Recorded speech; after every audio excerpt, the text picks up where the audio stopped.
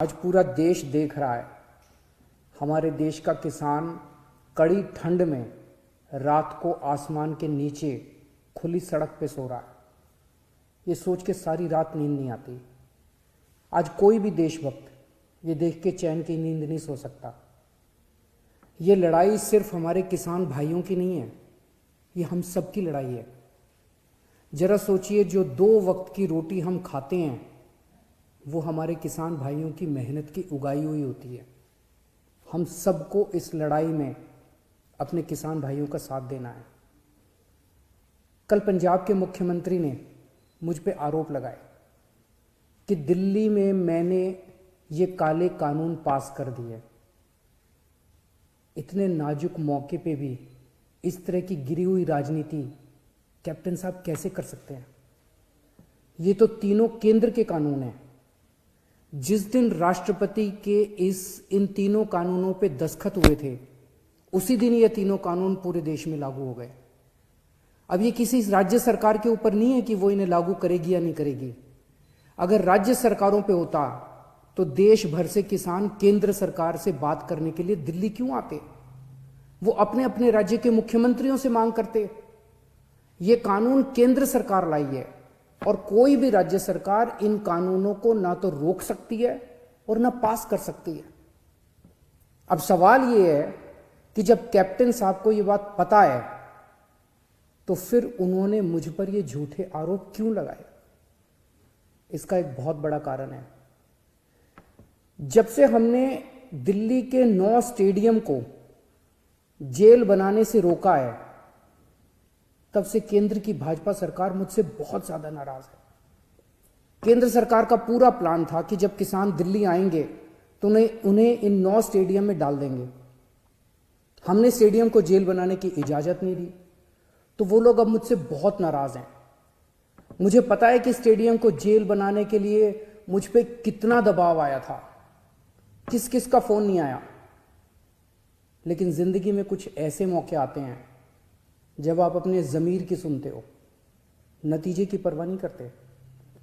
Captain साहब, क्या इन्हीं लोगों का आप पे दबाव है जो आप मुझ पे झूठे आरोप लगा रहे हो, मुझे गालियां दे रहे हो, बीजेपी की बोली बोल रहे हो, बीजेपी के साथ ये दोस्ती निभा रहे हो, या कोई दबाव है क्योंकि आपके परिवार पे ईडी के केस चल रहे हैं आजकल और ईडी के नोटिस भी आ रहे हैं आजकल? कैप्टन साहब के पास ये बिल रोकने के कई मौके आए। पंजाब के लोग पूछ रहे हैं कि तब कैप्टन साहब ने इन बिलों को क्यों नहीं रोका? आज से 1.5 साल पहले 2019 में केंद्र सरकार ने ये तीनों काले कानून बनाने के लिए एक कमेटी बनाई थी। उस कमेटी में पता है कौन था? उस कमेटी में कैप्टन साहब थे। कैप्टन साहब, पंजाब के लोग आपसे पूछ रहे हैं कि आपने उस कमेटी में इन काले कानूनों को क्यों नहीं रोका? आपने कमेटी में एक बार भी इन काले कानूनों का विरोध क्यों नहीं किया? आपने बाहर आके लोगों को क्यों नहीं बताया कि केंद्र सरकार इतने खतरनाक कानून बनाने जा रही है? कैप्टन साहब, आपके पास 1 नहीं, 2 नहीं, 3 नहीं, इतने मौके आए जब आप इन बिलों को रोक सकते थे। आज पंजाब का किसान आपसे पूछ रहा है कि आपने ये बिल क्यों नहीं रोके। आज दिल्ली की सरहद पे पंजाब का किसान है और देश की सरहद पे उसी किसान का बेटा पंजाब का जवान है।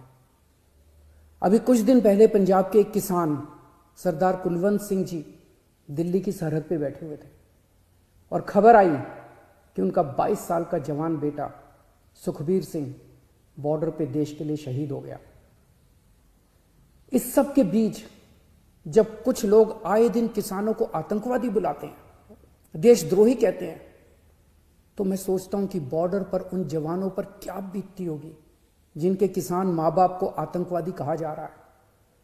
आज हम सबको तय करना होगा कि हम देश के किसानों के साथ हैं या उन्हें आतंकवादी कहने वालों के साथ हैं। मेरी सभी देशवासियों से अपील है कि हर देशभक्त किसानों का साथ दे।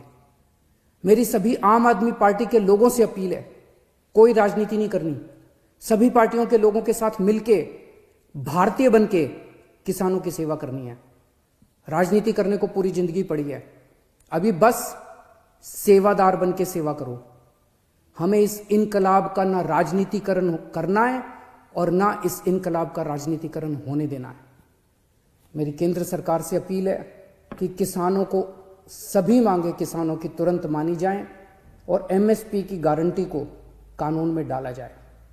जय हिंद।